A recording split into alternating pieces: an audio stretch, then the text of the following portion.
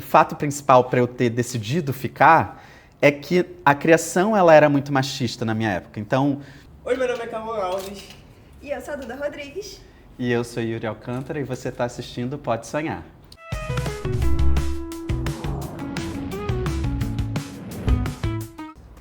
Hoje, o Pode Sonhar recebe alguém que prova que os caminhos mais inesperados são justamente os que mudam os caminhos da nossa vida. Yuri Alcântara, profissional de planejamento e estratégia da Artiplan, ex-aluno do curso de publicidade da ETEAB e hoje um dos criadores e pioneiros do projeto Futuros Sonhadores. E o mais curioso é que ele nem queria como publicidade como primeira opção. Antes da publicidade, como você imaginava seu futuro? Nossa, que pergunta difícil. Engraçado, eu estava falando isso com um motorista de Uber há algum tempo atrás, acho que foi segunda-feira, porque eu estava indo para a aula da Velocity e aí eu descobri que ele morava em Senador Camará, que é o bairro que eu morei quando era pequeno, né? E eu estava falando para ele exatamente sobre a falta de perspectiva que eu tinha lá. Porque é um bairro muito perigoso, né? Tem um IDH muito baixo. E quando eu era pequeno, a minha ambição, ou a falta de ambição, mirava naquilo que eu via no meu entorno, né? E no meu entorno eu tinha a minha mãe, que naquela época só tinha estudado até a 4ª série. O meu pai, ele só tinha estudado até o ensino médio e ele também não tinha muitas ambições. Então o que eu via eram os meus professores. E aí eu achava que em algum momento eu ia virar professor. Inclusive, eu sempre conto, né, que quando eu entrei eu queria administração, mas isso já foi até um pouco depois da minha trajetória, porque quando eu era pequeno eu achava que ia ser professor de geografia, que era o que eu gostava. Então, acho que é isso, eu projetava o meu futuro como professor e como um geógrafo, né, porque era aquilo que eu via e percebia no meu entorno. E você falou que queria administração, né? Como é que foi descobrir que estava escrito por acaso em publicidade? Pois é, essa história é um pouquinho longa, eu vou dar até um pouquinho mais de repertório. Quando o meu pai, ele se separou da minha mãe, ele se casou depois de novo, acho que 1 ano ou 2 anos depois, e ele se casou com uma professora. E aí essa professora, ela tinha uma filha que estava com 18 anos e era no ano que ela estava fazendo o vestibular. E ela estudava numa escola particular, a escola dela tinha um projeto que toda semana eles apresentavam uma carreira nova. Então eu fui aprendendo as carreiras por causa dela, porque ela aprendia e ela me contava o que ela estava vendo lá. E aí, quando ela foi me contando as coisas, eu falei assim, eu acho que eu quero trabalhar com administração, porque pelo que ela foi falando, eu achava que aquilo combinava comigo, porque eu queria trabalhar em escritório, eu queria ver, né, atuar com as pessoas e tal. E aí eu achei que a administração fosse a carreira que eu queria para minha vida. Aí, quando ela fez as inscrições, né, nas escolas técnicas, eu pedi para ela fazer a inscrição em administração, no caso da FATEC e do Cefet. Só que naquela época eu fiz prova também para a Fiocruz e para a Cefetec. E ali eu pedi para ela me inscrever em Química, porque eu achava que eu gostava de Química. Ledo engano, porque depois eu me demonstrei péssimo em Química. Mas era o que eu achava que queria. Aí ela me inscreveu nessas duas em Química, a administração na Cefet, e eu achei... Não foi nem... foi a administração na Cefet, e aqui na FATEC, ela me inscreveu em propaganda, mas eu não sabia. Então, o que aconteceu? Quando eu vim fazer a prova, eu abri o cartão de resposta e falei assim, tá errado aqui. E tem sempre, eu não sei se vocês passaram por isso, quem fez prova aqui, mas tem um momento lá, quando você senta para fazer a prova, que o cara fala assim, olha, confere se o nome tá certo, se a identidade tá certa, porque tem que corrigir, blá, blá. Quando ele falou isso, que eu me dei conta, eu falei assim, caraca, não era isso que eu queria, não. Aí eu fui até ele, falei assim, olha, o curso tá errado. Aí ele virou pra mim e falou assim, olha, eu não posso fazer nada por você, você vai ter que fazer a prova, se você passar, você vai ter que fazer o curso, e aí depois você muda. Aí eu, caralho, é isso. Aí eu passei, foi a única que eu passei. Eu até conto que, na época, eu tinha passado para a 2ª fase do Cefet, e aí quando eu fui preencher o cartão de respostas do Cefet na 2ª fase, eu preenchi metade errado. E se eu tivesse preenchido correto, eu tinha entrado no Cefet. Então, assim, não era para eu entrar no Cefet, era para eu vir para cá. E aí, quando eu cheguei aqui, o primeiro ano, eu passei meio perdido, porque eu achava que não era isso. E quando eu conversei com a minha irmã sobre isso, ela até falou, não, eu sempre achei que publicidade era para você, por isso que eu escrevi você em publicidade, porque você é falador, você fala muito, você gesticula muito, você gosta muito disso, então eu achei que publicidade era para você. Aí entrei no primeiro ano meio contrariado, mas eu sempre fui um bom aluno, então se você perguntar para a Vânia, ela vai dizer que eu era um bom aluno. E aí fiquei esse primeiro ano meio assim, cara, será que é isso mesmo? Será que eu gosto? Mas as aulas foram me convertendo no meio do caminho. Eu lembro muito da aula da Adriana Duresti, quando ela explicou o que era o marketing, o jeito como ela explicou, assim, eu fiquei, caraca, que legal isso, eu quero muito disso. Eu lembro muito de uma aula que a Vânia deu, que ela explicava como é que, a introdução em comunicação, que ela explicava como é que era a jornada da comunicação. Tem algumas aulas, assim, que ficam muito na minha memória. E essas aulas foram me fazendo mudar de percepção sobre o curso. Quando chegou no final do ano, eu falei assim, caralho, é isso mesmo que eu quero, eu acho que eu quero isso. E o segundo ano enfatizou isso, porque na minha época, eu não sei como é que é configurado hoje ao certo, mas na minha época, o primeiro ano eram as aulas introdutórias, o segundo você aprendia as áreas da propaganda e o terceiro você aprendia a amarrar tudo numa estratégia. E aí, no segundo ano, a gente teve aula de atendimento, aula de criação, E aí tem um outro professor também que não dá aula mais aqui, mas vocês devem talvez já ter escutado falar dele, que é o Edson Miata. Aí eu lembro que no primeiro dia de aula de criação, que ele dava aula de criação, ele virou e falou assim, eu quero que todo mundo aqui conte o que vocês querem ser quando terminar. Aí eu virei para ele, todo mundo foi dizendo, né, eu quero atendimento, eu quero planejamento, eu quero criação. Aí eu virei para ele e falei assim, olha, eu quero ser um dos melhores publicitários do Brasil. Aí a turma inteira se calou, ficou todo mundo assim, ele me olhou. Aí eu não sei o que eu quero ser não, só quero ser um dos melhores publicitários do Brasil. E aquilo ficou muito na minha memória. As minhas amigas também lembram muito desse momento, porque eu acho que também isso guiou um pouco das minhas decisões, porque ao longo da minha carreira eu fui mudando muito, né, também. E eu acho que ela estava muito mais direcionada em buscar esse lugar do eu quero ser um dos melhores, e não o da área em si. Não que isso seja... É importante, obviamente que é importante, mas eu acho que ela me fez ter mais força de vontade para correr atrás das coisas que eu queria, entendeu? Que você falou sobre as aulas, né, que te fizeram querer, com o tempo, publicidade. Mas tem algum momento que você fale, nossa, esse momento específico, eu olhei e falei, isso é pra minha vida? Nossa. Não sei memorar, não sei recobrar um momento. Assim, tem essas aulas específicas que eu acho que fizeram a diferença. A aula do Hélio também no primeiro ano era muito legal. E eu lembro que na época o Hélio ele era coordenador. Então, ele não dava aula sempre. E aí a história, né, não sei se foi exatamente assim, eu era aluno na época, mas a história que eles contavam era que o Hélio tinha voltado só para dar essa aula, que ele queria dar essa aula. E era uma aula que eu acho que não tem mais na grade, mas que o nome era Processos Criativos.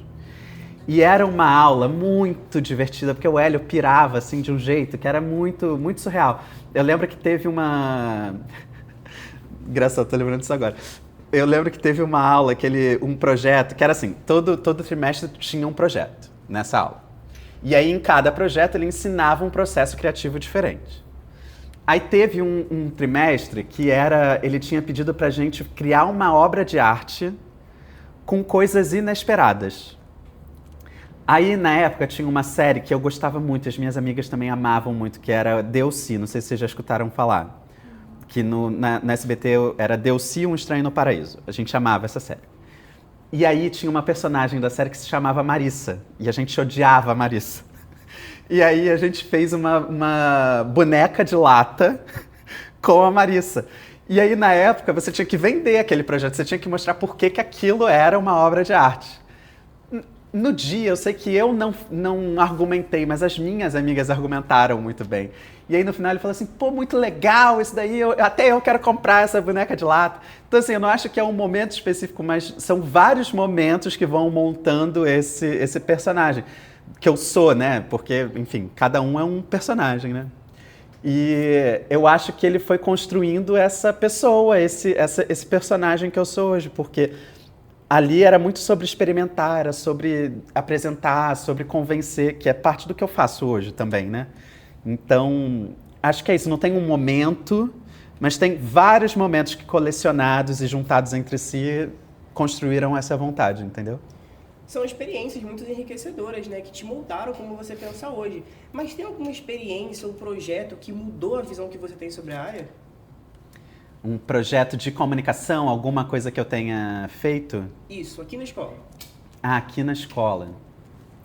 Cara, o TCC também foi muito, muito legal, assim, porque era um momento em que a gente aprendia a fazer mesmo, né? E eu acho que vocês percebem isso também.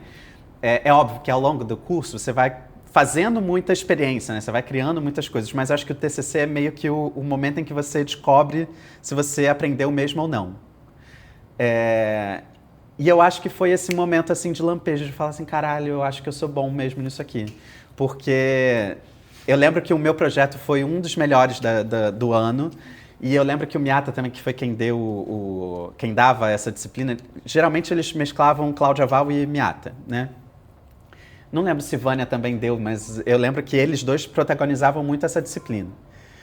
E aí eu lembro que o Miata, ele sempre guardava os melhores trabalhos para mostrar no ano seguinte. E eu fiquei muito amigo do Miata na época, eu fui no show da Madonna com ele, enfim. E eu lembro que ele falava isso, nossa, o seu trabalho fica na minha pasta até hoje, porque eu sempre trago ele de volta para a sala para mostrar como um trabalho precisa ser feito. E eu acho que foi esse lampejo do, pô, tô pronto, tô preparado, acho que é isso mesmo. E principalmente os jovens daqui da ITEAB, a gente sente que a gente erra muito. Então, qual foi o maior erro que você fala assim, nossa, isso aí eu não faria igual? Na época da escola ainda ou na vida já, na carreira? Acho que pode ser os dois, né? Tá. Aí eu vou falar uma coisa que a gente, quando é mais novo, não tem muita noção e a gente vai aprendendo isso com o tempo. Eu acho que na escola eu tinha mais medo de errar do que eu tenho hoje. Por quê? O trabalho da comunicação ela é feita de erros. Né? A minha pesquisa do mestrado ela foi tentando entender como é que a comunicação funciona dentro de uma agência. E uma conclusão que a gente chega ali, pelo menos eu cheguei no meu trabalho, é que não tem certo e errado na comunicação. Tem propostas, hipóteses, caminhos. E a campanha, ela é uma hipótese que está sendo testada na vida real. Ela pode dar certo ou pode não dar certo. Né? E aí, você entende que o trabalho da comunicação ele é acerto e erro. Você vai fazer uma campanha, ela pode dar muito certo, assim como pode dar muito errado. E faz parte, entendeu? É óbvio que tem momentos que você errar pode colocar em xeque algumas coisas. Então, por exemplo, se eu errar numa apresentação para um conselho administrativo, é um momento muito importante. Então, ali eu tenho que fazer o máximo para não errar. Agora, você errar numa ideia, errar num projeto, isso vai acontecer e isso acontece o tempo inteiro. Né? E faz parte do processo criativo você errar. Então, assim, se tem algum erro que fez parte, eu acho que todos os erros até hoje fizeram parte, porque foram construindo esse lugar que eu tô hoje. Além de formar o meu pensamento criativo, porque é isso, você começa a aprender que talvez aquele caminho que você propôs não é o melhor. E aí no próximo você vai corrigir aquela rota, você vai entender uma outra forma de fazer. Né? Eu também estou fazendo um canal no YouTube, então isso também é um acerto e erro total, porque você faz um vídeo, o vídeo dá errado, aí você testa um outro depois, e aí o TikTok é a mesma coisa, né? Você faz um, não vai tão bem, aí você faz outro, ele viraliza, aí você faz outro, ele vai ruim de novo, aí você começa a entender o que está dando certo, o que está dando errado. Então, se a gente não colocar na cabeça que a propaganda e a comunicação como um todo é sobre acerto e erro, a gente vai ficar à mercê da baixa autoestima. E a comunicação não pode ter baixa autoestima, você tem que ter uma estima elevada, que você vai disputar bastante. Então, assim, o acerto e erro faz parte. Se você rebaixar a sua autoestima por causa disso, ferrou. São muitas experiências, né? E são muitos processos criativos que você mesmo passou aqui na escola. E nesse meio de se conhecer e experimentar caminhos melhores, caminhos novos aqui no curso, o que mais te atraiu na publicidade? O que mais me atraiu na publicidade? Eu acho que a criatividade. E eu achava que eu não era uma pessoa criativa. Engraçado, eu realmente achava que eu não era uma pessoa criativa. E no final das contas eu acabei começando como criativo, né? Mas eu acho que o processo criativo da publicidade, o jeito da publicidade de acontecer, é uma coisa que me capturou. Primeiro porque o ambiente corporativo exige que você seja muito corretinho, né? Você tem que entrar no horário, sair no horário, você tem que... a hierarquia é uma coisa muito importante. E a agência é o oposto disso. Então, tanto o ambiente da agência quanto o aspecto da criatividade, eu acho que foram elementos importantes para me trazer para esse ambiente. Eu acho que esses dois elementos juntos me puxaram bastante para a publicidade como uma carreira, assim. Como você descobriu que queria trabalhar com estratégia, especificamente, né? Essa é uma longa história. Vou tentar resumir, para a gente ficar horas aqui escutando o podcast. Então, eu comecei a minha carreira como criação, né, como diretor de arte.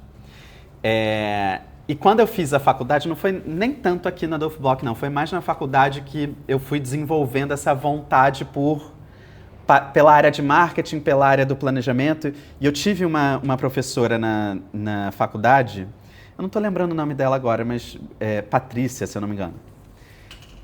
E ela era muito, muito foda, assim. Ela era uma mulher incrível, potencialíssima, sabe? Uma mulher incrível. Na aula dela era um negócio, um espanto. E ela foi me cativando muito nesse lugar da estratégia. E eu acho porque uma coisa que é legal na estratégia é você saber estratégias antigas, né? Inclusive é um jeito de você aprender estratégia. Você vê case, lê case, vê planejamentos já feitos, porque aí você vai entendendo como é que o raciocínio se deu, né? E ela contava muito o repertório dela nas empresas que ela passou. E ela trabalhou em muito lugar foda. Ela já tinha trabalhado na Disney, ela já tinha trabalhado... Não lembro as outras empresas, mas a Disney era um que ela contava muito case. E essa disciplina dela foi me cativando muito para o planejamento. Então, quando eu saio da faculdade, eu fico meio que dividido entre a criação, a direção de arte e o planejamento. Só que eu já trabalhava com direção de arte, já trabalhava com isso há muito tempo, uns 3 anos. Desde que eu tinha saído do Adolfo Bloch, eu já trabalhava com isso. E aí, conforme eu fui evoluindo, eu entrei em algumas agências, até que na terceira agência que eu entrei, a gente viveu um momento ali que era o início do digital. E essa era uma agência, inclusive, que eles estavam criando uma equipe criativa, porque até ali o digital era muito sobre performance, era sobre você comprar os espaços publicitários e só. Você terceirizava, né, o serviço de performance que a gente fala. E aí os 2 sócios, eles queriam criar uma equipe criativa dentro da agência para desenvolver a parte criativa no digital. Aí eu entrei para liderar a área criativa, só que no meio do processo, a gente foi demandando muito planejamento. E como era o início do ambiente digital, as pessoas não sabiam planejar para o digital. E quem sabia fazer na época eram as pessoas que estavam usando as redes sociais. Então, quem era heavy user naquela época eram os jovens, porque era quem usava as redes sociais, né? Os mais velhos não usavam isso. Era e-mail, era outras coisas, eram outras ferramentas. E o que acontecia? As pessoas que acabavam trabalhando com digital eram essas que viviam o digital. Aí, quando a gente começou a entrar em várias concorrências, chegou um momento que eu virei e falei assim, olha, eu vi o planejamento acontecendo em várias agências que eu passei, eu gosto de planejamento, a gente pode testar eu fazendo os planejamentos das concorrências que a gente está participando. Aí a gente fez a concorrência de Werner, ganhamos a conta. Fizemos o planejamento de cultura inglesa, ganhamos a conta. Do Loren, ganhamos a conta. Brasil Cap, ganhamos a conta. Várias contas a gente foi ganhando com o planejamento que eu estava fazendo. Até que chegou um momento que eles viraram para mim e falaram assim, ó, agora tu não sai mais daí não, agora tu virou planejador. Porque a gente não está encontrando fora quem faça e você está indo bem. Então fica aí. E aí eu virei planejador. Eu lembro que na época eles pagaram um curso para mim da Miami, que foi até onde eu conheci a Paula Lagrota, eu tive aula com ela. Quando eu tive aula com ela, eu falei assim, meu Deus do céu, essa mulher é incrível, eu quero trabalhar com ela um dia. Não deu outra, ela virou minha chefe depois. Eles pagaram outras coisas também para eu aprender mais, me aprofundar na área do planejamento. Depois veio o próprio mestrado que me ajudou a entender um pouco mais do universo do consumidor, da pesquisa, do comportamento humano, que é muito importante para o planejamento. Então foram somando as coisas e eu acabei ficando na área. E eu acho que o fato principal para eu ter decidido ficar é que a criação ela era muito machista na minha época. Então, E na época eu era um gay muito assumido, eu era muito espalhafatoso, muito tudo. Então, assim, isso na área criativa virava um problema, porque era um monte de macho alfa, um monte de hétero, top, achando que eles mandavam na criação. Então eu nunca cresci, eu nunca era a pessoa que era escolhida para ser promovida. E no planejamento não foi isso, porque o meu trabalho era muito mais importante do que a minha personalidade. E isso acabou me fazendo ficar lá. Eu acho que não foi uma escolha errada, eu cheguei onde eu estou, né, na área do planejamento. Não voltaria hoje para a criação, eu acho que minha cabeça é de planejador mesmo. Mas é isso, assim, eu caí no planejamento por acaso e fiquei. Você falou sobre essa parte de planejamento e criação, né, essa dualidade que você tinha. Muita gente, quando vê publicidade, pensa que é só uma parte de criação, só a parte do designer, só a publicação que você fez, o outdoor. O que seria um profissional de estratégia, de planejamento de estratégia? Tá. O profissional de estratégia, ele é um ponto muito importante dentro do combo da comunicação, né? Ontem eu estava até conversando com a Aline, que é a outra diretora de planejamento da minha equipe, e a gente estava falando exatamente sobre isso, sobre a importância do planejamento dentro da comunicação. Por quê? A gente está voltando a um tempo em que a criatividade ela volta a ter muita relevância.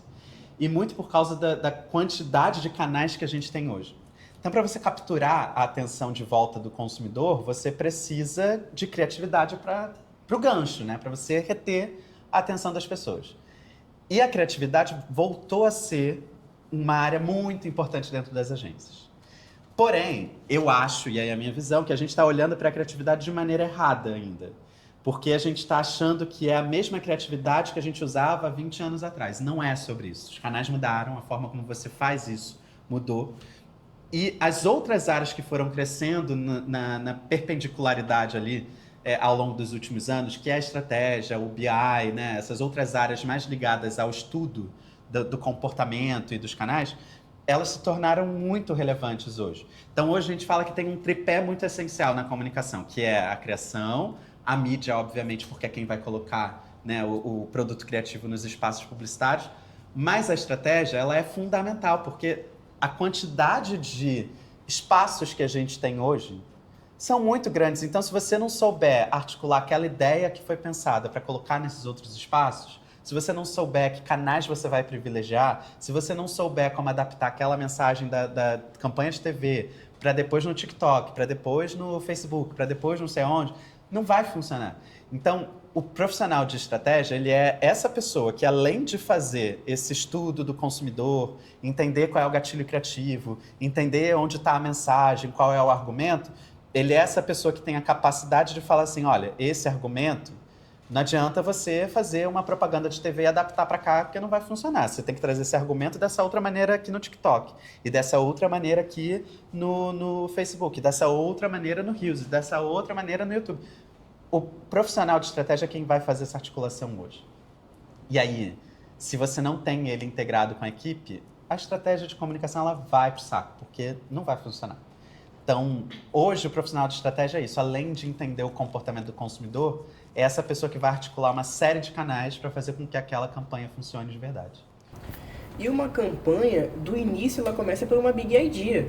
Com pessoas falando ideia, pessoas falando o que acham. E muita gente acha que um planejador é basicamente só isso. É falar o que acha, é ter uma ideia. E qual que é a diferença entre uma ideia e uma estratégia? Boa pergunta. A ideia é do campo da criação, né? A criação é quem tem a ideia, né? E fica muito mais restrita nele. Eu sou muito contra o planejador que acha que é só levantar um dedinho pro alto e ficar vendo onde o vento está batendo e levar uma ideia para a criação. Se ele faz isso, ele não é planejador, ele é criativo. E mude de área, por favor. Porque o planejador, a função dele é exatamente estudar e entender como é que o comportamento se dá, entender como é que a categoria está se articulando, entender como é que os concorrentes estão se articulando, porque tudo isso compõe a estratégia. Não adianta nada se você tiver uma ideia que é cópia do que o outro já fez, ou que é contra o que a própria marca é, né? E se você só for, né, levantando o dedinho e vendo onde o vento está batendo, não vai dar certo. O planejador, ele é a pessoa que vai estudar, que vai compreender o cenário, que vai entender o consumidor, vai encontrar um comportamento no consumidor que faça toda a diferença para virar uma ideia, para vender mais o produto. Então, ele é essa pessoa responsável por estudar tudo e fazer essa ponte do estudo com a ideia, né? Porque tudo isso é racionalização, a gente está racionalizando a vida quando é o planejador, né? Só que o planejador pega essa racionalização toda e fala assim, olha, agora isso precisa virar uma ideia. Como é que eu transformo isso numa ideia? Ele vai fazer essa ponte. Então, eu acho que para mim essa é a diferença fundamental. É o cara que vai estudar, vai compreender os cenários, vai estar muito conectado com o cliente, vai entender das vendas, que é para fazer esse Swift. Agora, como é que eu tiro daqui desse campo da racionalização e levo para a criação pensar, né? E, inclusive, se o planejador não tem essa capacidade de fazer a criação pensar, de fazer a equipe pensar, então, meu irmão, você realmente está no lugar errado, vai para outra coisa. E você falou muito sobre estratégia e sobre como a estratégia estuda o comportamento humano, por que fazem, por que não fazem, e analisa muitos dados. Eu queria saber como que existe criatividade na estratégia, como que a gente faz para usar nossa criatividade em uma área que precisa muito de dados, em uma área que já está robotizada. Entende? Que a gente não pode ditar coisas, a gente não pode achar coisas, a gente usa ela com base no que já tem, a gente usa os dados, entendeu? Sim. Então, o processo do planejamento, ele parece que é muito Lego, né? Porque você vai analisar a categoria, vai analisar os concorrentes, vai analisar a cultura, vai analisar o consumidor, a marca. E parece que o tempo inteiro a gente está unindo um leguinho, né? Eu estou unindo o que eu aprendi da marca, estou unindo o que eu aprendi das pessoas. Mas o que faz a diferença de verdade é quando você pega coisas que não tem nada a ver com aquilo e junta. Então, as melhores ideias, elas nascem de coisas que não tem nada a ver com aquele radar, não estão no radar daquele cenário, e você puxa para fazer parte daquilo. Em como você foge do Lego que compõe a estratégia. Como é que você pega outras influências da vida, das categorias, da forma como as pessoas compram e traz para dentro da estratégia. É isso que transforma uma estratégia em criativa de verdade. É quando você olha para o humano, é quando você pega outras influências, é quando você traz outros repertórios para dentro daquele pensamento estratégico. Que se você só ficar juntando Lego, vai dar ruim, né? Como é que você faz agora para expandir esse pensamento? Então, acho que a criatividade na estratégia está aí.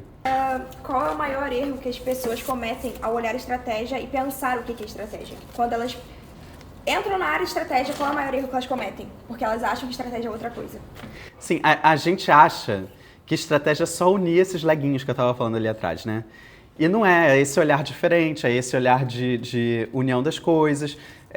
E é o que eu estava falando, não é que o ChatGPT, que hoje tem essa capacidade de unir esses legos, não seja uma ferramenta importante para isso, né? Ele vai continuar sendo, mas você precisa ir além disso. E essa ferramenta não tem essa capacidade. Se você entra no mundo da estratégia só unindo Lego, você ainda não é um estrategista bom. Um estrategista bom, ele tem essa capacidade de fazer esses olhares disruptivos, esses olhares que vão para além da próprio radar, da própria bolha. Então, eu acho que para mim essa é a melhor medida. Se você ainda está unindo só Lego e chegando numa resposta óbvia, ainda não está bom. Quando você começar a encontrar olhares diferentes, pontos de vistas diferentes, é porque a sua estratégia está ganhando corpo. E você falou aqui muito sobre união, né? Então é muito importante a gente lembrar que a publicidade não se faz sozinha. Tem muita gente por trás de uma campanha, muita gente por trás de uma agência pensando em um comercial, em uma campanha diferente, em um post. São muitas pessoas. E em vez de crescer sozinho nesse mercado, você decidiu abrir portas, em criar oportunidades. E como que surgiu essa ideia de fazer a ponte entre a escola e a agência, o mercado publicitário? O Adolph Bloch foi uma escola muito importante na minha vida, né? Eu acho que ela abriu uma série de oportunidades, uma série de olhares que eu não tinha antes, né? Falei para vocês que eu não tinha repertório.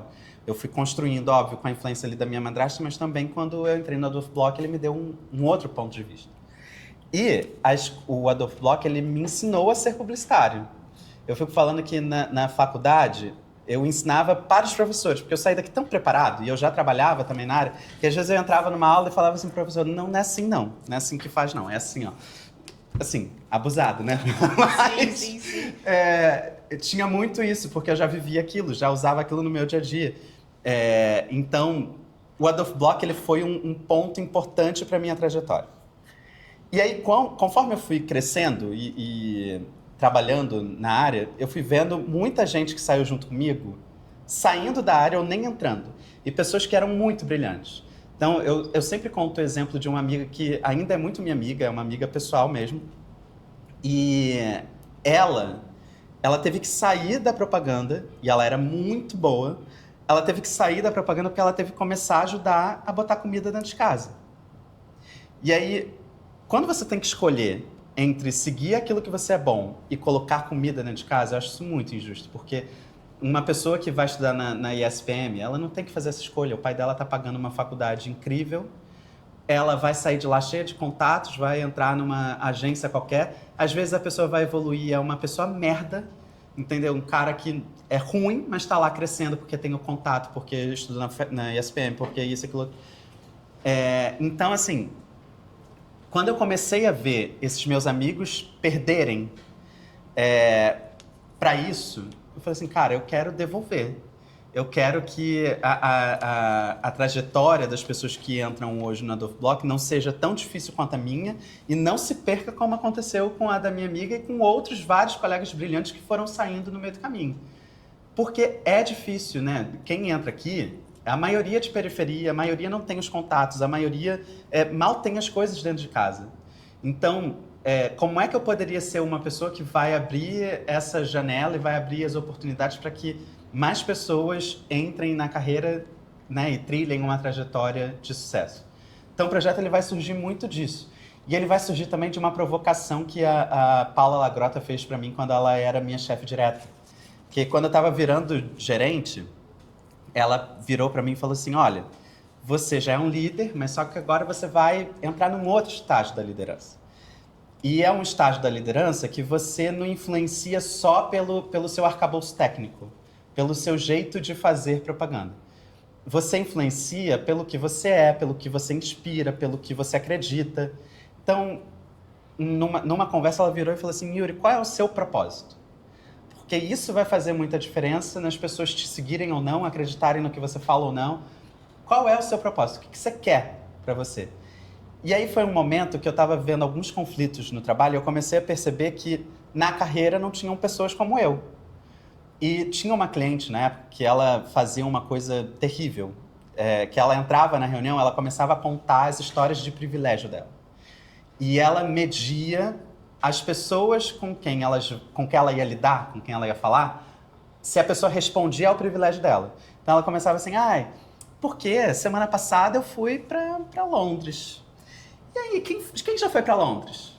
Aí quem tinha ido respondia, eu já fui, eu já visitei, já fiz, blá, blá, blá, blá. As pessoas que respondiam e interagiam com ela era quem ela passava a responder na reunião. E aí isso tem a ver, primeiro, com o olhar elitista dela, e segundo, eu não me reconhecia naquilo, porque eu não tinha vivido aquilo, não estava naqueles espaços que ela estava vivendo. E eu comecei a falar assim, cara, eu não quero ter que sofrer esse tipo de coisa numa reunião. Eu quero chegar e falar de Madureira e as pessoas reagirem. Eu quero chegar e falar de como é a vida na favela e as pessoas falarem assim, porra, é difícil mesmo, porque eu vivi isso, eu vivi aquilo. E eu não estava vendo no lugar que eu estava, sabe? Então é muito duro você ter que ficar lidando também com um monte de gente que veio da Zona Sul e achando que é o dono do mundo. E, cara, o mundo não é isso. Quem tá comprando creme de cabelo não é essa pessoa. Quem tá indo no fast food não é essa pessoa. Não é a pessoa que ganha 100 mil por mês, sabe? Então, isso foi um dilema muito grande para mim. E aí, quando eu comecei a pensar no propósito, eu falei assim, cara, eu acho que o meu propósito além de ser um dos melhores publicitários do Brasil, trazer pessoas como eu para a publicidade, porque eu não quero chegar numa reunião e ter que ficar minimizando por causa de gente privilegiada. Você falou sobre trazer jovens que nem você foi, né? Um jovem que não era privilegiado e queria entrar no mercado de trabalho, mesmo sem ter contato com a publicidade inicialmente, porque você só esteve aqui, você não sabia direito o que era, você estava interessado em ADM. Então, o que você diria para os jovens que, assim como você, não sabiam direito o mercado e querem entrar nele? Nossa, difícil, porque a publicidade é uma coisa que você entende e aprende fazendo, né? Porque engraçado, eu não sei se esse fenômeno acontece com vocês, mas eu lembro que eu chegava em casa e ninguém sabia o que eu fazia. Entendeu? Ninguém sabia o que eu fazia. E não adiantava eu explicar o que eu fazia. Minha avó nunca entendeu. Ela morreu sem entender o que eu fazia, entendeu? Então, eu acho que a propaganda é uma área que você aprende quando você começa a fazer, quando você começa a viver, né? O que eu posso dizer é que é uma área super legal, entendeu? É uma área que vai te deixar no desconforto o tempo inteiro, porque você tem uma ideia criativa, uma ideia diferente, pensar numa estratégia potente é difícil, mas é estimulante. E eu acho que é uma carreira que te abre portas para tanta experiência, porque, por exemplo, se você vai cair na criação, você vai começar a fazer produção pelo país, então você vai viajar, você vai viver outras coisas, né? Se você é criativo, você vai ter que viver de arte, você vai ter que saber sobre arte, vai ter que saber sobre a cultura pop. Então é uma área que você tem que saber tanta coisa e tem que ser tão ligado no contemporâneo, no moderno, que eu acho que ela se torna legal por isso. É como se você vivesse sempre na modernidade. É como se você sempre fosse jovem, porque você tem que estar conectado com o que está acontecendo hoje. Então, engraçado, vou contar uma história, não sei nem se eu deveria contar, mas a gente fez uma imersão com uma cliente no TikTok. E era muito engraçado, porque tudo que o cliente falava, ela achava que era a maior novidade do universo. Tipo assim, nossa, o TikTok é assim, o TikTok funciona assim. E, cara, o TikTok tá aí há, sei lá, 8, 10 anos. Então, assim, se você tá numa empresa, você não é influenciado por isso. Mas a propaganda, ela é influenciada pela modernidade o tempo inteiro, né? Então, eu acho que isso é uma coisa apaixonante. Então, se você é conectado, se você gosta disso, de saber do que é tendência, de saber o que é novo, de saber o que é contemporâneo, acho que a propaganda é um lugar. E a propaganda é influenciada o tempo inteiro. A propaganda vem mudando o tempo todo. A gente até pode dizer que a propaganda é uma grande metamorfose ambulante. Certamente. Então, assim, você começou há muito tempo atrás nessa área. E se você fosse um aluno hoje na ETH Adolfo Locke com Futuros Sonhadores, qual seria o seu primeiro passo que você daria? Meu primeiro passo? Mas você diz de carreira ou de aprendizado? Que quer entrar no mercado de trabalho, com todas essas portas que são abertas pra gente, com tanto tantas portas são abertas pra gente, não? Que vocês mesmos abriram, o que você faria pelo primeiro? O que você buscaria aprender primeiro? Tá. Eu acho que é inevitável, e eu acho que a gente não tem como fugir disso. Eu fico conversando com uma galera lá na agência, de que a gente está vivendo a mesma revolução que aconteceu quando os computadores chegaram no mundo da publicidade, quando a internet, do jeito que a gente conhece hoje das redes sociais, também chegaram na publicidade. Né? São dois saltos muito diferentes. E eu acho que a gente está vivendo um terceiro salto, que é o da inteligência artificial. Então, assim, gente, a inteligência artificial emburrece. Emburrece. A inteligência artificial deixa a gente preguiçoso. Deixa. Eu tô sofrendo por causa disso. Mas ela tá aí. Ela vai acontecer. Não importa. Não adianta a gente falar, eu odeio, é ruim, é isso, é aquilo. Ela já aconteceu. Ela já aconteceu. E ela vai invadir a publicidade. Então, o que eu diria, e eu acho que a grande janela para vocês hoje aprenda a utilizar a inteligência artificial a seu favor. Porque esse é o grande salto que vai acontecer. Se na minha época o grande salto foi você entender as redes sociais, hoje o grande salto é você entender as inteligências artificiais e saber utilizar elas para criar coisas potentes, criar coisas criativas, criar coisas diferentes. E se você souber usar, você vai fazer isso muito bem. Uma outra coisa que eu faria também, na minha época eu aprendi muitas coisas no YouTube, baixando videoaula. Hoje, a inteligência artificial faz isso. Então, bota lá como é que se faz uma estratégia, como é que é o processo criativo, como é, me dê referências de sei lá o quê. Me conte o case do McDonald's, me conte... Cara, a inteligência artificial tá aqui para mudar a cabeça de vocês. Eu não, assim, eu tô 50% convencido de que vocês vão sair muito mais potentes do que qualquer pessoa que tiver no mercado hoje. A geração de vocês vão ter uma ferramenta nas mãos que pode deixar vocês muito mais poderosos. Que foi a mesma coisa que aconteceu comigo com as redes sociais, né? Quem sabia, navegou e foi. Tem muita gente rica porque navegou na onda certa das redes sociais. Quem navegar na onda certa das inteligências artificiais e crescer nisso, vai dar muito certo. Então, acho que é o lugar que vocês precisam mirar. Entender como esse negócio funciona e como pode deixar vocês poderosos. E aí, entenda uma coisa, não é a resposta objetiva da inteligência artificial. Não vai pedir para ela fazer uma redação, gente, pelo amor de Deus. Se vocês fizerem isso, vocês estão sendo burros. Porque não é isso. Cara, eu tive um pensamento assim, me ajuda a melhorar esse pensamento, me traz outras referências, me ajuda a trazer outras coisas. É expandir a cabeça, não é limitar a cabeça. Se você usar a inteligência artificial para te limitar, aí fudeu, você está errado. Agora, se você usar para te ampliar, meu irmão, vocês vão sair daqui, ó, foguetinho não dá ré. Bom, pelo que você está falando, uma coisa certa é que a IA vai estar muito presente no futuro da publicidade. Mas como exatamente você descreveria o que você imagina do futuro da publicidade? Nossa, ninguém sabe que pergunta difícil. Ninguém sabe descrever esse futuro da inteligência artificial na publicidade. Ninguém. Mas, E olha, eu não sei descrever, não sei mesmo. Eu não imaginava isso que a gente viveria o que vive hoje, na minha época, quando as redes sociais estavam chegando. Eu não imaginava o que ia ser. A gente só foi navegando, né? Só foi vivendo. E a gente chegou no lugar que a gente está hoje.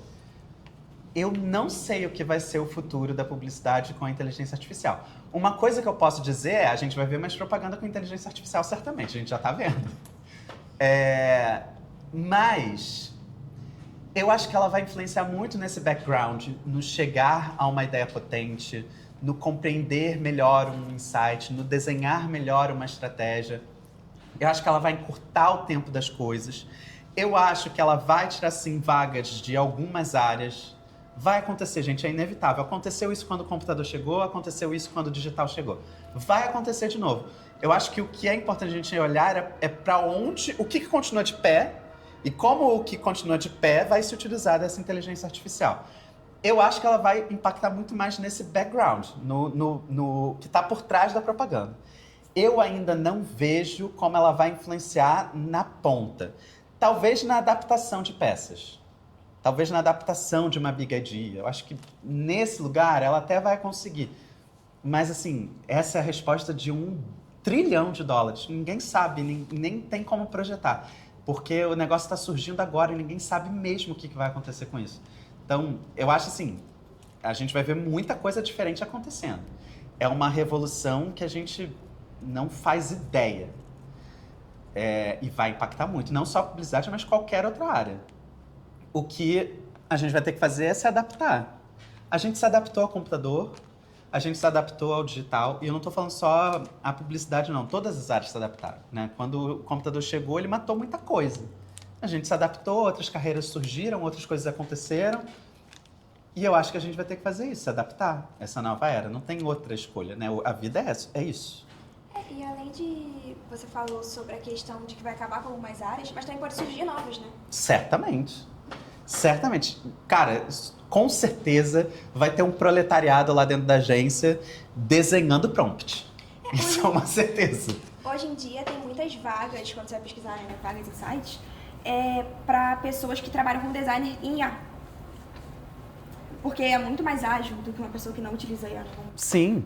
Eu estava conversando lá dentro, agora não lembro com quem foi, eu sou péssimo com nomes, mas eu estava conversando lá dentro, nos bastidores, né, no camarim, com alguém.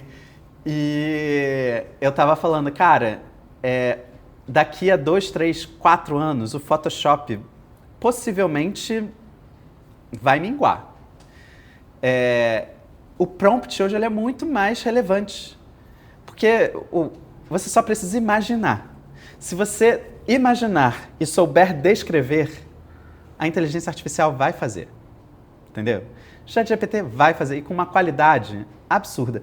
O último vídeo que eu fiz pro meu canal, parte do vídeo, dos trechos, né, que eu boto lá, é feito com inteligência artificial.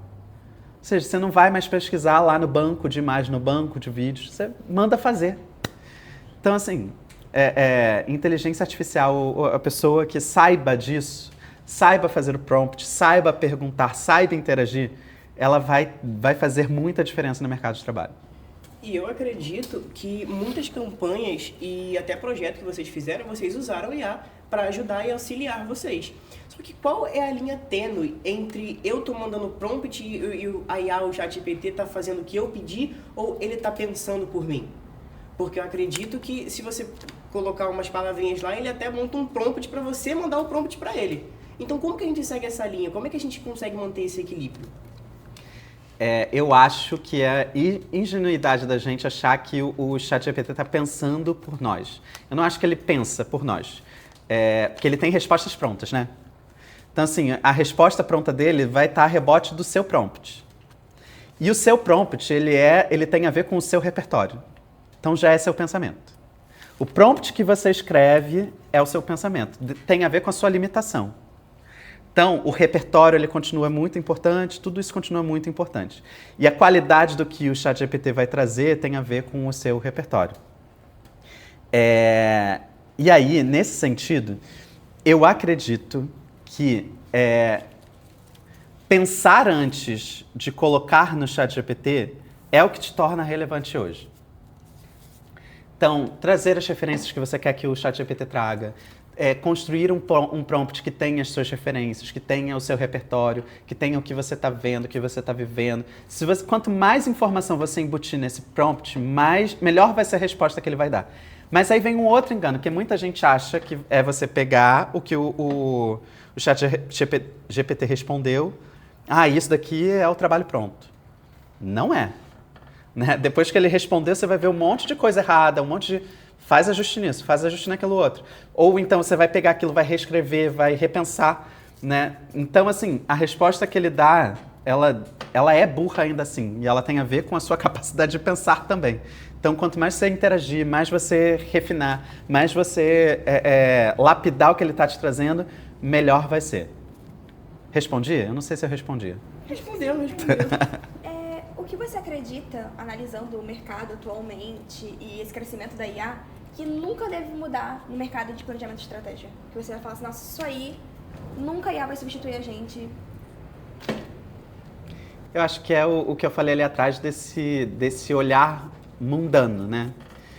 Porque a publicidade, ela depende muito disso, do olhar mundano, né? E quando você, principalmente no planejamento da criação, porque você vai olhar nos detalhes da vida, né?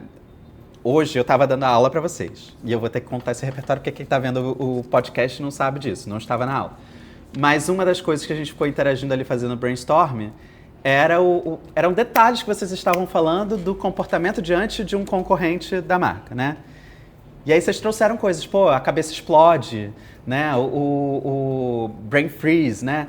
Teve um outro ponto também que é difícil de sugar. Isso o ChatGPT não sabe. O ChatGPT não sabe que é difícil de puxar. O ChatGPT não sabe que a cabeça explode. A não ser que você diga para ele.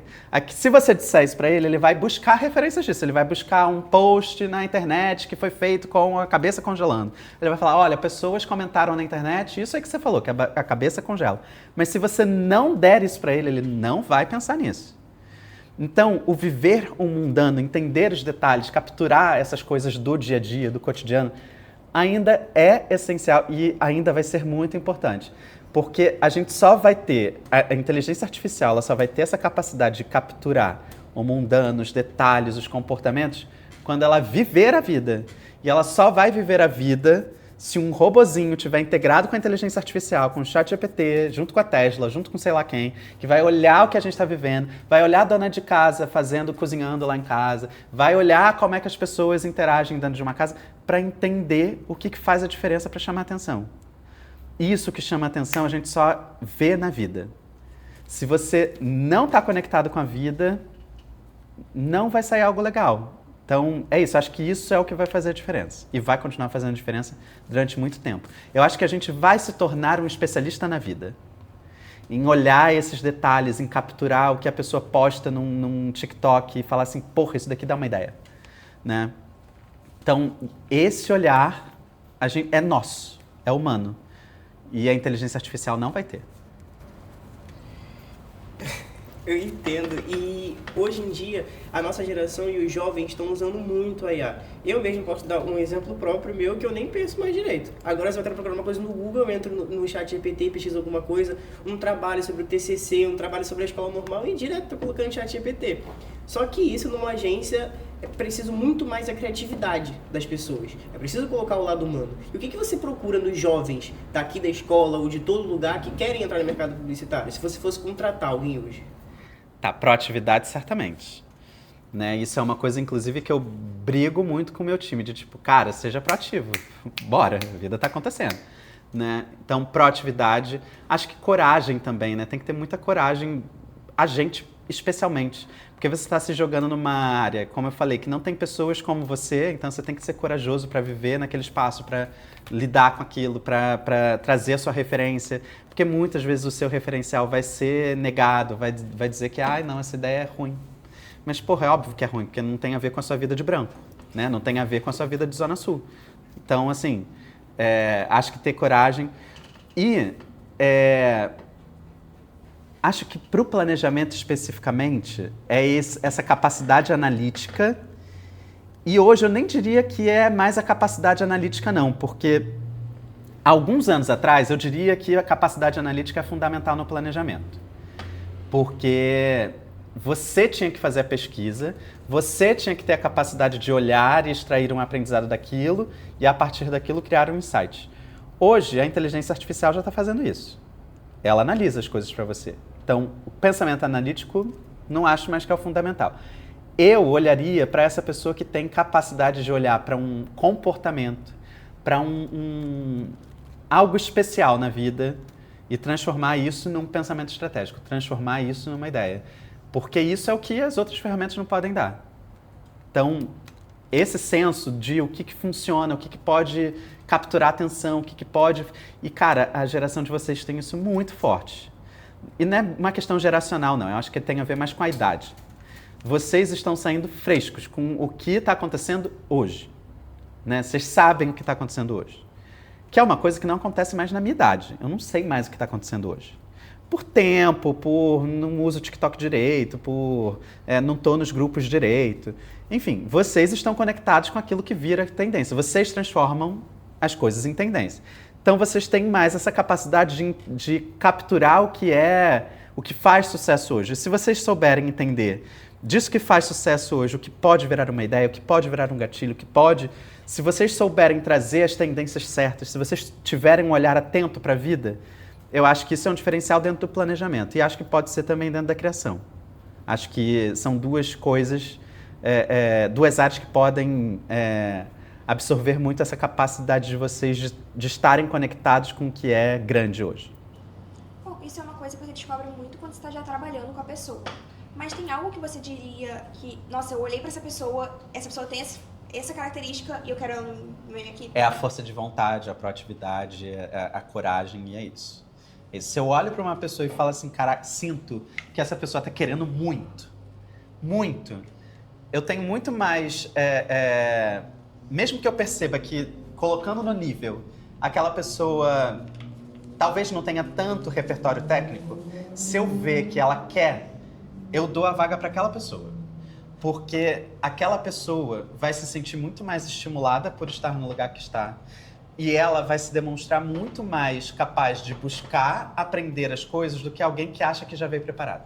A pessoa que acha que já veio preparado, ela vai te olhar com cara de bunda e vai falar assim, não preciso fazer isso aí que o Yuri tá falando porque eu já sei. E, cara, você vai aprender fazendo mais. Mas foda-se se você já sabe, faz de novo.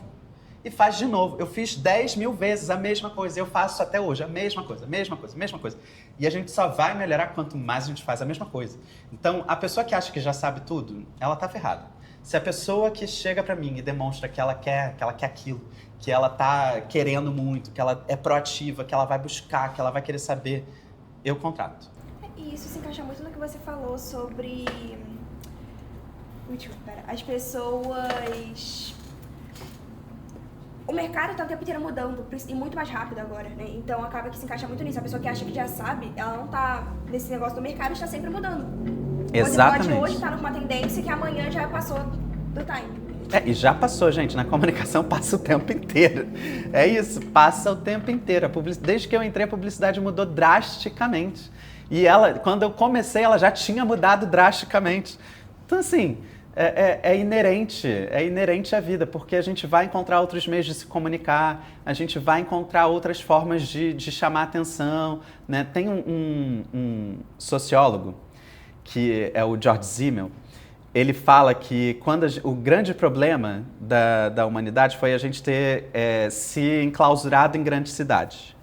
Porque o que aconteceu? A gente começou a criar algo que ele fala que é o efeito blasé, que é você se apagar para os estímulos.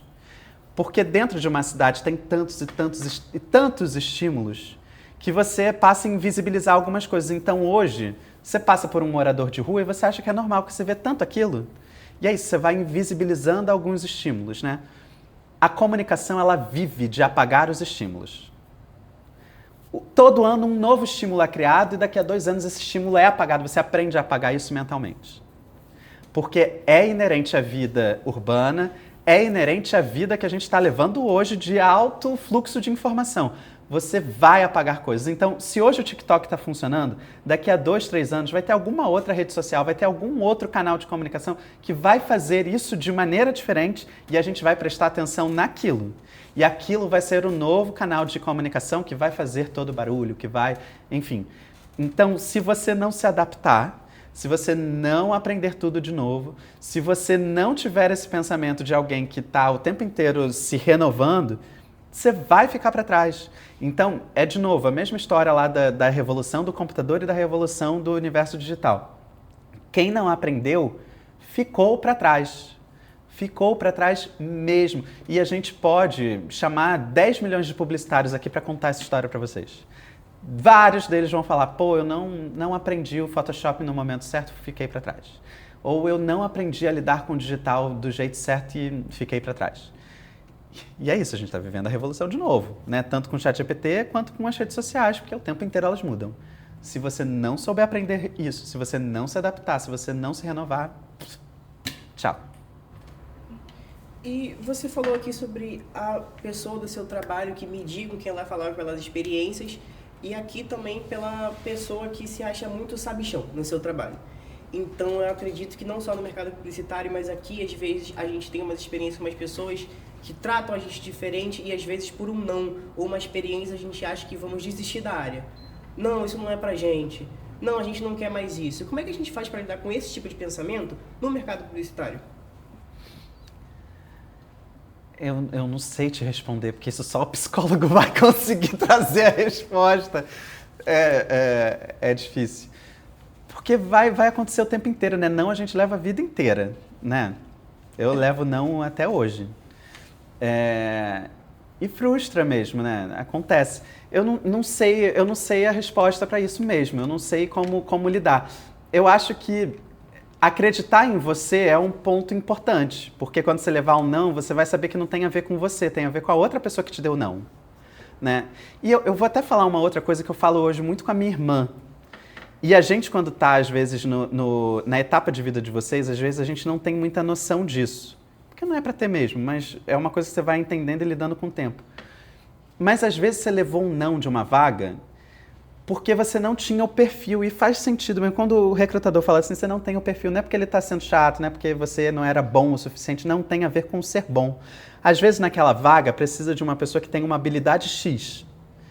E você, por acaso, não tinha aquela habilidade, mas em outra vaga você vai ter a habilidade que é necessária para aquela vaga. E tá tudo bem, entendeu? Não que você levou aqui é o sim de amanhã, então não dá para você conviver com o não de hoje. Algum momento vai chegar o sim, sabe? E tem isso, assim, às vezes já aconteceu de eu ter que contratar um planejador, gostar muito de uma pessoa, só que aquela pessoa não tinha o perfil para minha vaga. Não fazia sentido. Então, por exemplo, vou dar um exemplo mais concreto. Eu já sou um estilo de planejador mais cerebral. Eu fico pensando muito, eu estudo muito, eu sou desse tipo. E era uma vaga que eu precisava de alguém que fosse mais ágil, que tivesse mais conectado com o varejo, que pensasse mais rapidamente. Então essa pessoa ia ser o contraponto a mim. Apareceu uma pessoa que era exatamente parecido comigo. Ele pensava igual a mim. Na entrevista a gente deu um match muito grande, que era tipo assim, porra, o que eu tô pensando ele completava, o jeito como ele fazia era muito parecido com o meu. E aí você se identifica. Você fala assim, caralho, essa é a pessoa, eu gosto muito dele. Mas não era isso que eu precisava. Eu precisava de alguém ágil. E aí eu fiquei com outra pessoa. A pessoa foi muito bem, me ajudou muito, gostei muito de trabalhar com ela também. Mas fiquei com aquela pessoa, pô, aquela pessoa era legal e tal. Então assim, eu dei um não pra uma pessoa que eu gostei pra caramba. Mas é porque ela não tinha aquele skill que era necessário pra mim.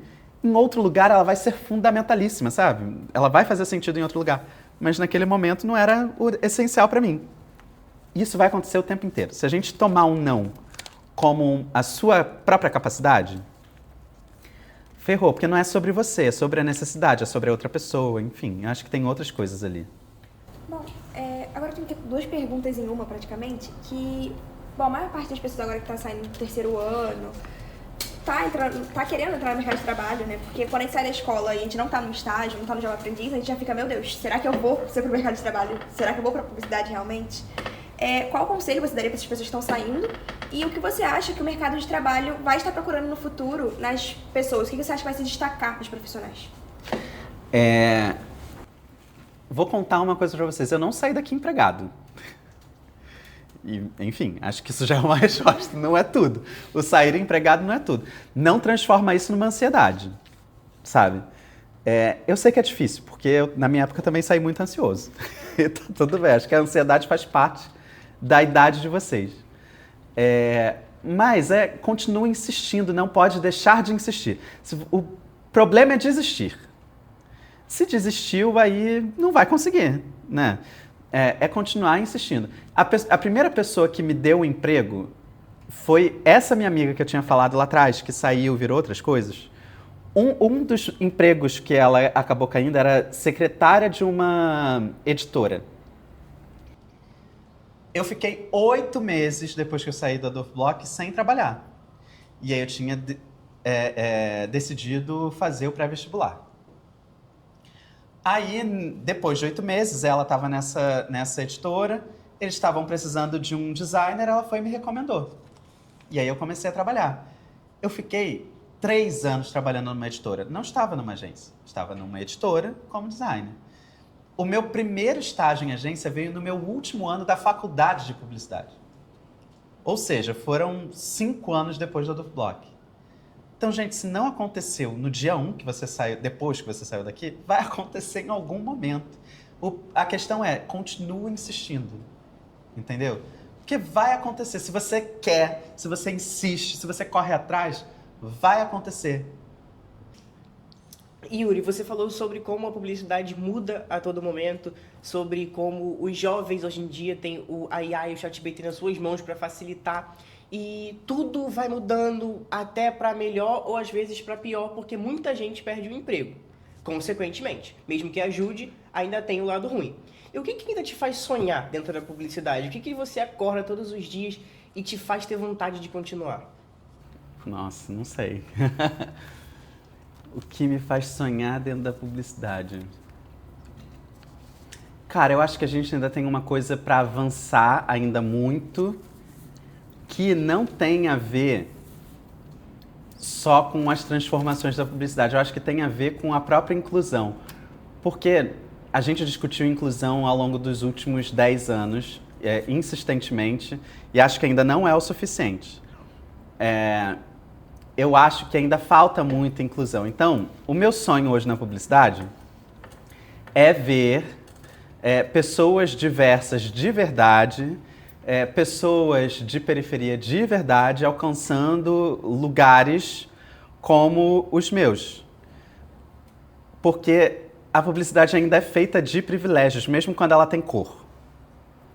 Então, as pessoas que alcançaram algum lugar hoje ainda na publicidade, elas tiveram algum privilégio na vida, mesmo que elas sejam negras retintas. Elas pertenceram a famílias que tinham alguma condição, que deram oportunidade para ela fazer faculdade e tal. E não estou dizendo que a luta dela foi menos, porque não foi. Também foi muito árdua. Para ela conseguir chegar no lugar que ela está, também foi muito árdua. Mas eu acho que a publicidade ainda não tem diversidade de verdade. Né? São essas pessoas que vieram da periferia, que não tinham nada e que conseguiram se transformar através da publicidade. Então isso é o que eu sonho hoje, é ver essas pessoas crescendo. E eu acho que a gente está no caminho. Mas acho que ainda vai demorar uns 10 anos para que isso ocorra de verdade. Né? Por causa do tempo mesmo, né? Para você ser diretor, você não vai ser no dia seguinte que você saiu da Adblock. Então, tem a ver com o tempo. Mas eu espero isso, esse é o que eu sonho. Esse projeto já é o início, né? O Futuro Sonhador já é o início desse sonho. Certamente, certamente. Nossa, vocês saem daqui muito melhores do que eu saí, gente. Às vezes vocês fazem perguntas que eu fico assim, meu Deus, eu hoje não pensei nessa pergunta. Com a cabeça e o repertório que eu tenho, não pensei nisso. Imagina daqui a alguns anos. Você tem uma visão boa da nossa geração hoje em dia, não só dos estudantes, mas da geração em si, porque a gente está passando por um fenômeno muito raro de um conservadorismo jovem. Tem muito jovem hoje em dia, muito conservador, muito ainda preso em uma bolha. O que você acha sobre isso, ainda mais por meio da comunicação? Eu acho que, aí eu vou dar uma visão que é mais sociólogo do que qualquer outra coisa. Faz parte da dinâmica social. E a gente vai viver um período conservador. Não concordo, obviamente, né? Um gay desses, não concordo. Mas os ciclos sociais, eles são assim, né? A gente vive um período de conservadorismo, depois vive um período de liberalismo. E faz parte. Eu não acho que uma geração é melhor do que a outra, não. Eu não gosto dessa visão, sabe? Ai, porque a minha geração era melhor do que a de você. Não, é diferente. E vai ter coisas muito boas, vai ter coisas muito ruins. Assim como a minha tiveram coisas muito boas e coisas muito ruins. Faz parte. Assim como a dos meus pais também tiveram coisas muito boas e muito ruins. De todo mundo, né? A gente tem essa visão para todas as gerações. Então, eu não vejo como negativo, não. Eu não gosto de dizer que é ruim. Eu gosto de dizer assim, sinto muito. Porque o que eu vivi, talvez a geração de vocês não vai viver. E vocês já têm uma série de vantagens. A vida que eu tive na adolescência ainda era muito restrita e muito mais restrita do que é hoje, mesmo com esse conservadorismo que está surgindo. Então, não vejo como negativo, não. Eu acho que faz parte da vida. Se eu gosto ou não, já é outra história, entendeu? Agora, se é positivo, se é negativo, é inerente à vida. Inerente ao corpo social, inerente à dinâmica global, é inerente ao que acontece mesmo na vida. Eu acho que por hoje, né, foi isso. Muito obrigada pela presença. E hoje a gente descobriu, né, que a vida não vai ser uma linha só crescendo e nem plana. Ela vai ser uma linha que ela vai pra baixo várias vezes, vai subir, vai descer, vai dar muita coisa errada, mas no final vai dar certo. Se a gente Exatamente. Persistência é tudo. E final, que final, né? A vida é um contínuo.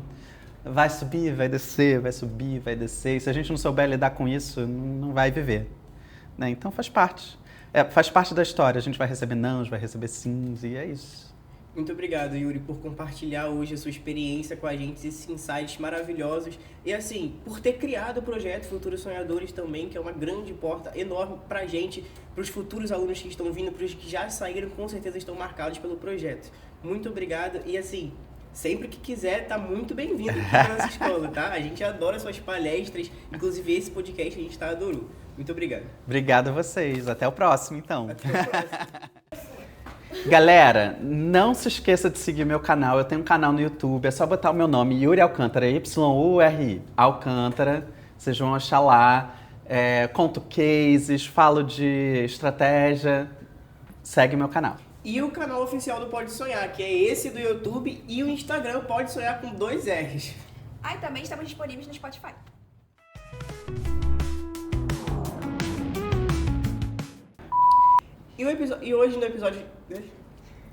E hoje o Pode Sonhar recebe uma pessoa que prova que as coisas... Gente, desculpa. Mas faz isso, você já tá sem áudio? É ruim. Escuta, a gente vai começar se apresentando, eu vou falar meu nome, ela vai falar o dela, aí você pode falar que a frase "e você está assistindo Pode Sonhar"? Eu tenho que falar o "e você tá assistindo Pode Sonhar"? Tá. Aí ele me falou, não, eu emagreci fazendo Velocity.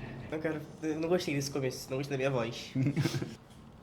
Eu nem servi o cafezinho pra vocês.